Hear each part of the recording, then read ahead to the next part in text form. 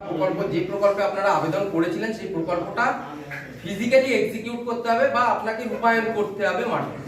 এই রূপায়ণের টেকনিক্যাল বিষয় ডক্টর মলয় মাঝি আছেন, বলবেন, আমিও আছি। আপনাদের যদি কোনো কোশ্চেন থাকে সেটাও বলবেন। কিন্তু দুটো বিষয় যেটা বলার সেটা হচ্ছে, আপনারা যারা এখানে আছেন, এই যে স্কিমটায় আবেদন করেছিলেন বাঁশ সহযোগে ছায়াজাল নির্মাণ ঘর, ছায়াজালের 3 কাঠা জমিতে আপনাকে 72,000 টাকা খরচ করে আগে প্রকল্পটা রূপায়ণ করতে হবে। 72,000 টাকা খরচ করে প্রকল্পটা রূপায়ণ করলে গাড়ি ভর্তুকি আপনার ব্যাংক অ্যাকাউন্টের মাধ্যমে পাবেন। কিন্তু প্রথমে টাকা খরচ করে আপনাকে কিন্তু প্রকল্পটা রূপায়ণ করতে হবে, তারপরে এই টাকাটা আমরা আপনাকে ক্রেডিট করতে পারবো। আপনারা জানেন এখন যে সময়, আজকে মার্চের 1 তারিখ, তা এখন কিছুদিন পরেই আপনারা সবাই জানেন যে লোকসভা ইলেকশন। যেই ইলেকশন চলে যাবে আপনারা কাজটা শুরু করে দেবেন। একবার শুধু আমাদের সঙ্গে জেলা অফিসে কন্ট্যাক্ট করে নেবেন, স্যার আমি কাজটা করছি, আর কিছুই না। কিন্তু এই কনফার্মেশন দরকার। আমরা আজকে হয়তো 36 জন বা 40 জন বা 80 জনকে ওয়ার্ক অর্ডার দেবো, সেই 80 জন ফোন না করে শুরু করে দিলে আমরা টাকাটা তো আবার চাইতে হবে। টাকাটা এখন চাইলে, এখন দিলে আপনাদেরকে দিতে পারবো না, টাকা নষ্ট হবে। সেই জন্য আমরা যেটা বলছি যে টাকাটা আপনারা পাবেন, স্কিমটা করলে অবশ্যই আপনারা সাবসিডি পাবেন। কিন্তু আমরা চাইছি যে যেহেতু মার্চের ইয়ার এন্ড, আপনারা সব জানেন, আজকে 1 তারিখ রাখবেন না, চাষ মানে সবজি চাষ করবেন, এইটা ফার্স্ট ক্লিয়ার না হলে এই 72,000 টাকা ইনভেস্ট করাটা পুরোটাই জল। কি করবেন ওর মধ্যে? শুধু একটা ঘর করে মানুষে থাকবে না, জীবজন্তু থাকবে না, চাষ হবে। 2 নম্বর বিষয় হচ্ছে যে এটা আপনারা বানাবেন কি দিয়ে? বাঁশ দিয়ে। এবার কারো মনে প্রশ্ন হতে পারে, বাঁশ দিয়ে জিনিসটা বানালে ভেঙে যাবে না তো?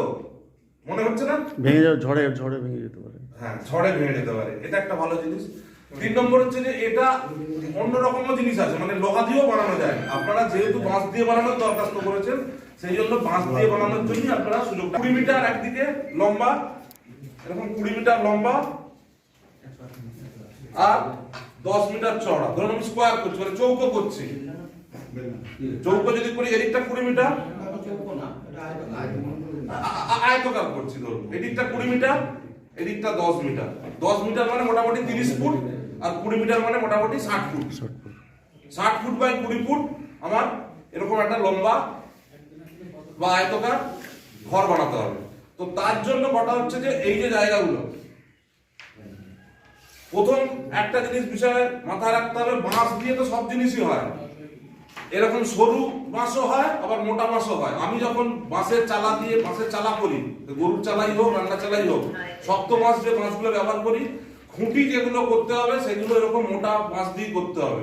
এবং সেই খুঁটিটা মোটামুটি আপনি ধরে রাখবেন 10 ফুট ছাড়া ছাড়া। 60 ফুট যদি এটা লম্বা হয় তাহলে মিনিমাম 6টা খুঁটি লাগবে। এদিকে যদি আমার 10 ফুট হয় মানে 20 ফুট, মানে 5টা বা 3টে খুঁটি, এই 4টে খুঁটি লাগবে এদিকটা। তো এই যে খুঁটিগুলো আমি এগুলো বাইরে বললাম, ভেতরেও কিন্তু এরকম একটা 20 মিটার, তো এই 10 মিটার মানে হচ্ছে যে 30 ফুট। 30 ফুট মানে এখানেও কিন্তু 3টে, ভেতরেও তো 5টা দিতে হবে, নাহলে আমার এই ছাল এটা থাকবে কি করে? থাকবে না, পুরো জিনিসটা চাপটা থাকবে কি করে? তো এইটা হিসাব করে দেখা গেছে প্রায় 30 থেকে 32টা খুঁটি লাগবে, যত কম করেই হোক। এরপর শুধু খুঁটি দিলে তো হবে না, একটা খুঁটি দিয়ে প্যান্ডেল হয় বিয়ে বাড়ির। কদিন থাকে? 1.5 দিন, 2 দিন, 3 দিন, 4 দিন। এটা বিয়ে বাড়ির প্যান্ডেল হচ্ছে না, এটা হচ্ছে যে আপনাকে এর মধ্যে চাষ করবে 4 বছর 5 বছর, যতদিন না খুঁটিগুলো বর্ষায় ঘুম ধরে নষ্ট হয়ে যাচ্ছে ততদিন কিন্তু আপনার এই স্ট্রাকচার থাকবে। এবং সেই জন্যই যে বাঁশের খুঁটি যেগুলো ব্যবহার করবেন, চেষ্টা করবেন সেগুলো আলকাতরা যদি লাগিয়ে দিতে পারেন, তাহলে মোটামুটি 3 বছর চোখ কান মুজে চলে যাবে। ক্লিয়ার? এইবার এই যে খুঁটি লাগালেন, এখানে একটা খুঁটি, এখানে একটা খুঁটি, এরকম তেরচা দেবেন 2টো খুঁটির মাঝখানে, তাহলে কি হবে? স্ট্রাকচারটা এই কোণে যদি বাঁশের পাতা দিয়ে টান দেন তাহলে কি হবে? টান হবে, শক্ত হবে। এই পর্যন্ত ক্লিয়ার? এবার আসছে চারদিকটাই এরকম তেরচা দিয়ে বাঁশ দিয়ে আপনাকে ক্রস মারতে হবে, তাতে হচ্ছে যে স্ট্রাকচারটা শক্ত হবে। ওপরটাতে কি হলো? ওপরটাতে আপনি এরকম বাতা দিয়ে দিলেন, সাইড গুলো বাতা দিলেন। হাইটটা কত হবে? 8 ফুট থেকে 12 ফুট, মানে একটা লোকের হাইট আমরা 5.5 থেকে 6 ফুট যদি ধরি, তার থেকে আরো মিনিমাম 2 ফুট উঁচুতে থাকতে হবে। মুর্শিদাবাদের আমাদের এদিককার যা ওয়েদার বা তাপমাত্রা, বিশেষ করে বৈশাখ, বৃষ্টি, আষাঢ়, শ্রাবণ এই সময় কিন্তু তাপমাত্রা অনেক বেশি থাকে, প্রায় 40, 42, 45 তাপমাত্রা থাকে। তো ওর ভেতরে আমাকে যদি ঠান্ডা করতে হয় তাহলে হাইটটা বাড়াতে হবে। সেই জন্য সব থেকে ভালো হচ্ছে 10 ফুট হাইট করা। যদি ওপরটা এরকম যৌগ করেন, অনেকে আবার এরকম গোলও করতে পারে, ডিমের যেরকম লম্বা এই হয় ডিম্বাকৃতি বলে, এরকম ওভালও করতে পারে, অর্থাৎ এরকম শেপও করতে পারে, আবার উপরটা এরকম চৌকো রাখতে পারে, সমতল রাখতে পারে। তাহলে 10 ফুট হাইট করতে হবে মোটামুটি। 10 ফুট হাইটের যদি একটা বাঁশ লাগে তাহলে আমার মাটির নিচে কতটা কাটতে হবে? মিনিমাম 1.5 থেকে 2 ফুট। তার মানে 12 ফুট করে এক একটা খুঁটি লাগবে আমার। ক্লিয়ার? বোঝার অসুবিধা কারো হলে হাত তুলে আমাকে প্রশ্ন করবেন। পারলে খুবই ভালো। এক্ষেত্রে একটা জিনিস বলি, সেটা হচ্ছে আমরা বলছি বাঁশ দিয়ে, কথা আছে যত চিনি দেবেন তত মিষ্টি হবে। মিষ্টি হবে। আপনি যদি বেশি পয়সা খরচা করতে চান আমাদের কোনো আপত্তি নেই। আপনি যদি এগুলো সিমেন্টের পিলার দেন খুব ভালো, যদি লোহার অ্যাঙ্গেল দেন আরো ভালো, আমাদের কোনো আপত্তি নেই। কিন্তু বাঁশ মিনিমাম দিতে হবে। বাঁশের জায়গায় কুঞ্চি দিয়ে দিলেন, বাঁশের বাতা দিয়ে দিলেন, তাহলে হবে না। তালগাড়ি, হ্যাঁ, তালের যে তালগাড়ি তালের দিয়ে থাকবে না বেশি। আচ্ছা, ও হাইট কম না, মানে অতটা হাইট 12 ফুটের একটা তালের হলো ঝুড়ি পাওয়া মুশকিল। 12 ফুট হাইটের তালগাড়ি পাওয়া হবে, মুশকিল। ফ্রেমটা বেঁচে যাবে। ঠিক আছে। আর একটা বলুন। 6 ফুটের পিল পেয়ে দিলাম সিমেন্টে, হ্যাঁ, বাঁশকে অ্যাটাচ করে দিলাম। না না 6 ফুটে দু রকম করবে। 6 ফুট সিমেন্ট করবে, তার উপরে 2 ফুট বাঁশ। সেটা কিভাবে করবে? না না, ওর সঙ্গে এগুলো কিন্তু দড়ি দিয়ে বাঁধবেন না। ভালো হচ্ছে ড্রিল করা মেশিন পাওয়া যায়, ড্রিল করে ওর মধ্যে স্ক্রু দিয়ে এঁটে দেবেন, মানে পেরেক দিয়ে নাট বল্টু দিয়ে এঁটে দেবেন, সব থেকে ভালো। ওটা না করতে পারলে ভালো তার পাওয়া যায়, জিআই তার পাওয়া যায়, কোটেড জিআই তার, অর্থাৎ উপরটা প্লাস্টিক কোটিং করা আছে, সেই রকম কোটেড জিআই তার আছে, সেইগুলো দিয়ে বাঁধবেন। নাহলে আপনি দড়ি দিয়ে বেঁধে দিলেন, একটা ঝড় খাবে 40-45 কিলোমিটার স্পিডের ঝড়, তাহলে এই সাইডগুলো গজে যাবে। গজে গেলে কি হবে? স্ট্রাকচারটা নড়বড়া হয়ে যাবে, হাওয়া দেবে, আপনার এই পলিথিন সেন্টেড ছিঁড়ে যাবে। বোঝা গেল? সেন্টেডটা এবার উপরে যে মাচাটা করলেন, অর্থাৎ বেদ দিয়ে উপরটা ওই যে 3 ফুট মানে 10 ফুট ছাড়া ছাড়া যে বাঁশের পাতা দিয়েছেন, তাতে যখন সেন্টেডটা চাপালেন, সেন্টেডটা কিন্তু উপর দিকে কিছু ঢাকা রইলো না, রইলো আপনার নিচে মাচাটা আছে, মাচার উপরে সেন্টেডটা রইলো। এবার সে যদি বাতাস পায় কিন্তু উপরের দিকে উঠতে, ওই কোন একটা পাশের খোঁচায় লাগলো, কোন একটা এতে লাগলো, সেন্টেড ছিঁড়ে যাবে। এটা করেছেন এরকম কোনাকুনি উপরে জিআই তার টেনে দেবেন, 1 mm কি 2 mm মোটা জিআই তার, এই কর্নার থেকে ওই কর্নার, যেমন এখানে আছে এই কর্নার থেকে বাস দেবে না, বাসের স্ট্রাকচারের উপরে, মানে সেন্টেডের উপরে, তাহলে সেন্টেডটা কোনোদিন নড়বে না, যাতে না ওড়ে বা উড়ে যাবে না। তাহলে নেটটাকে ধরে রাখার জন্য নেটটা ধরে রাখবে, কোনো ঝড়েতেই উঠবে না। তাহলে উপরটা ক্লিয়ার হয়ে গেল, এবং সাইডগুলো ওইভাবে দেবেন। এবার মানে সাইডগুলো ওইভাবে দেবেন মানে আপনার তো এখানে 10 ফুটের দেয়াল আছে না, 10 ফুটের তো পাতা দিয়ে আপনি করেছেন, খাঁচি করেছেন, এবার ওটাকেও সেম নেট দিয়ে দিতে হবে, যেমন এই সাইডগুলো ঘেরা আছে। এইবার কথা যেটা সেটা হচ্ছে যে এই সেট নেট, উপরের সেট নেট আর নিচের সেট নেট যখন এলো, অর্থাৎ উপরটা ছেয়েছেন, নিচেরটা সাইডগুলো দিলেন, এই যে জয়েনিং গুলো, এইগুলো কিন্তু এক ধরনের ভালো নাইলনের দড়ি পাওয়া যায়, সেইটা দিয়ে স্টিচ করতে হয়। ওই হাতে যেমন কাঁথা বলে ওই রকম করতে যাবেন না, তাহলে লম্বা লম্বা জায়গা ফাঁকা হয়ে গেলে কিন্তু হাওয়া ঢুকলেই ওটা লুজ হয়ে যাবে। স্টিচিং করিয়ে নেবেন, অর্থাৎ সেলাইটা করিয়ে নেবেন। যারা সেলাইয়ের দোকানে চটের বস্তা ফস্তা দিয়ে ব্যাগ ফ্যাগ বানায়, ওদের কাছে মোটা সুতির লে আছে, ওরা কিন্তু সেলাই করে দেয়। অথবা আপনি নিজে খুব ছোট ছোট করে সেলাই করবেন, তাহলে অসুবিধা নেই। বড় ফুটো হয়ে গেলে কিন্তু ওটা লুজ হয়ে যাবে। বোঝা গেল? এইবার ওই জাল কিন্তু আলাদা, এগুলো হচ্ছে অ্যাগ্রোসেভ নেট, চাষের জন্য তৈরি। এই জাল কিন্তু আপনাকে কিনে লাগাতে হবে। অ্যাগ্রোসেভ নেট শব্দটা পরিষ্কার করে জেনে রাখুন। এগুলো ইউভি স্টেবিলাইজ, অর্থাৎ অতি বেগুনি রশ্মি ভেদ করে ভেতরে ঢুকতে পারে না। আপনারা সেইটা মাথায় রেখে কিন্তু ওই জাল কিনবেন। আমরা এমন হয়েছে মুর্শিদাবাদের বিভিন্ন জায়গায় গেছি, খরচা কমানোর জন্য ওই ইন্ডাস্ট্রিয়াল, অর্থাৎ ওই ছাদ ঢালাই করছে বা মাদাই করছে, রাজমিস্ত্রি সেই যে জালটা দিয়েছে সেই জাল দিয়ে ঢেকে দিয়েছে, আমরা কিন্তু পয়সা দিতে পারিনি। সরকারি নিয়মের বাইরে করলে আমাদের পক্ষে এক পয়সাও দেওয়া সম্ভব নয়। এটা এই ঘরে থেকে জেনে যান, ক্লিয়ার হন, তাতে আপনি করবেন না, কোনো অসুবিধা নেই। কিন্তু ভুল জিনিস করে, ভুল জিনিস দিয়ে করে আমাদের কাছে যদি ভর্তুকির জন্য বা মানে সাবসিডির জন্য আবেদন করেন, আমাদের পক্ষে দেওয়া সম্ভব নয়। কোনো মনের মধ্যে প্রশ্ন থাকলে করে নেবেন। তো এবার যেটা বলছিলাম, এই সেট নেটটা এটা কিন্তু আপনার মোটামুটি 200 স্কয়ার মিটারের জন্য 3টে লাগবেই, 3টে রোল হয়, অর্থাৎ 1 মিটার বাই 1.5 মিটারের রোল পাওয়া যায়। এরকম 3টে রোল লাগবে। এক একটা রোল যত কমই হোক 3000 থেকে 3500 টাকা দাম। মোটামুটি ধরে রাখুন এই সেট নেটটাই আপনার 11 থেকে 12,000 টাকা পড়বে। এই শুধু এই সেট নেটটাই, চারদিকটা ঘিরতে এবং উপরটা ঘিরতে। এবং এখানে যে চাষ হয় সেই চাষের জন্য 50% সেট নেট, অর্থাৎ এটা সেট মানে হচ্ছে ছায়া, নেট মানে জাল, ছায়া জাল, অর্থাৎ ছায়া তৈরি করবে ভেতরে, তার ভেতরে চাষ হবে। তো এই যে জালটা, এই জালটা আপনারা 50% সেট নেট ব্যবহার করবেন এবং মোটামুটি 3টে রোল লাগবে। রোলগুলো যখন একটার সাথে আরেকটা যোগ করবেন, ভালো করে সেলাইটা করবেন, যাতে বড় বড় ফাঁক হয়ে গেলে কিন্তু হাওয়া ঢুকবে, ছিঁড়ে দেবে।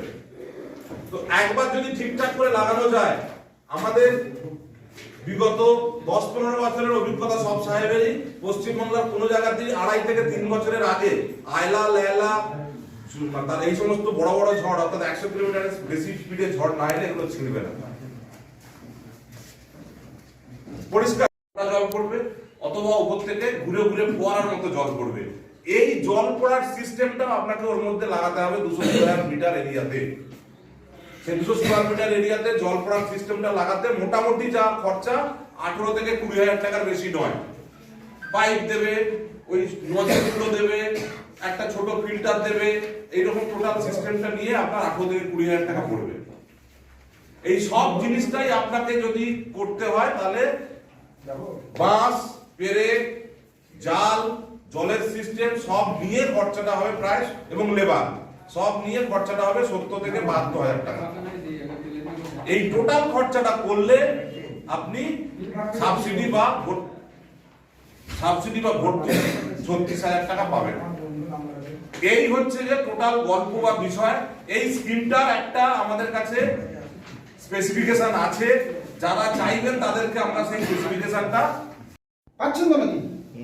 তাহলে ওই টাকা ফ্রেমটাকে যদি আপনি বাতার ফ্রেম, সরু বাতার ফ্রেম, তাহলে প্রতিটা জায়গায় কিন্তু আপনি বাসের সাথে যদি পেরেকটা মেরে দেন, তাহলে কিন্তু পুরো ফ্রেমটা অ্যাজিট কিন্তু টাইট হয়ে যাবে।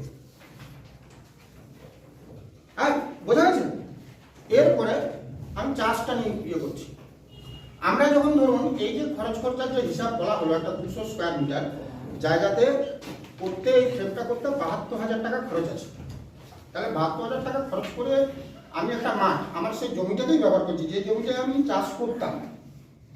ছোট বেড, মানে ধরুন একটা বেড হয়তো 3 মিটার বাই 1 মিটার বা 3 metre by 2 metre, 3 metre by 2 metre এরকম একটা বেড, মানে 6 স্কয়ার মিটার। সেই বেডটাও কিন্তু খুব একটা ছোট নয়।